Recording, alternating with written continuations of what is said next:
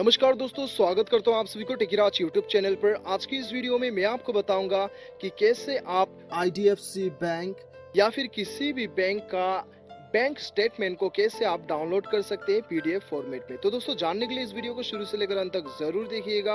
और यदि आपने हमारे चैनल को अभी तक सब्सक्राइब नहीं किया तो चैनल को सब्सक्राइब कीजिएगा, बिल्कुल फ्री है। और उस बेल आइकन को जरूर दबाना ताकि मेरे हर अपडेट आप तक पहुंच सके। तो दोस्तों, चलिए बिना देर किए हुए शुरू करते हैं। तो दोस्तों, यहाँ पे मैं आपको बताऊंगा दो तरीका जिसके मदद से आप अपना बैंक का स्टेटमेंट को डाउनलोड कर सकते हैं पीडीएफ फॉर्मेट में। तो दोस्तों, सबसे पहला तरीका जो है वो आप अपना ईमेल आईडी के जरिए से अपना बैंक स्टेटमेंट को डाउनलोड कर सकते हैं। हाँ दोस्तों, आपने बिल्कुल सही सुना। यदि आपने अपना ईमेल आईडी जो है बैंक में रजिस्टर करके रखा है तो वो केस में आपको क्या करना होगा, आपने जो भी ईमेल आईडी को रजिस्टर किया है अपने बैंक में उसे लॉगिन करना होगा। और अपने इनबॉक्स में जाने के बाद में आपको ऊपर सर्च करना होगा, बैंक स्टेटमेंट आपको सर्च करना होगा। ठीक है, आपका बैंक का नाम और स्टेटमेंट आपको टाइप करना होगा। जैसे आप टाइप करेंगे सबसे ऊपर आपको बैंक का स्टेटमेंट का जितना भी फॉर्मेट है वो आपको शो करेगा।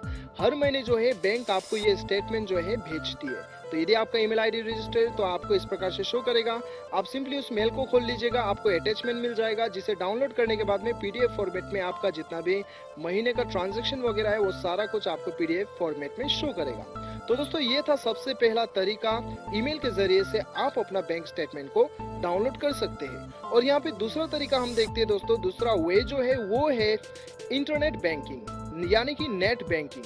यदि आपका नेट बैंकिंग एक्टिवेट है तो आपको क्या करना है, आपको सिंपली लॉगिन करना है। पासवर्ड और आपका जो भी आपका पासवर्ड और यूजर आईडी है वो भर के आपका बैंक का इंटरनेट बैंकिंग लॉगिन करना है। लॉगिन करने के बाद में आपको अपना इंटरनेट बैंकिंग के अकाउंट के अंदर में आपको वहाँ पे अकाउंट स्टेटमेंट का ऑप्शन दिखाई देगा, उसे क्लिक कर लीजिएगा। और वहीं पे आपको कौन कौन से महीने का आपको स्टेटमेंट चाहिए वो सारा कुछ शो करेगा। आप वहीं से पीडीएफ डाउनलोड कर सकते हैं।